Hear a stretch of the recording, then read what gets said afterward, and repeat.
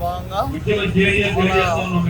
మూడవ రోజు పెద్ద ఎత్తున అన్ని జిల్లాల నుంచి వచ్చి నిరసన కార్యక్రమంలో పాల్గొనడానికి మళ్ళీ ఈ సందర్భంగా మరి ప్రభుత్వం యొక్క మొండి వైఖరి ఇంకా విధానం లేదు కాబట్టి మాకు రావాల్సినటువంటి 12 PRC యొక్క ఖర్చు అయితేనేవి, అదేవిధంగా పెండింగ్ డిఏ అయితేనేవి, అదేవిధంగా గతంలో ఉన్నటువంటి బకాయిలు అయితేనేవి, అదేవిధంగా టీచర్లను బోధనేతర కార్యక్రమాలకు ఎక్కువ ఉపయోగించడం వల్ల పిల్లలకు బోధన చేయడానికి చాలా ఇబ్బంది పడుతున్నాము.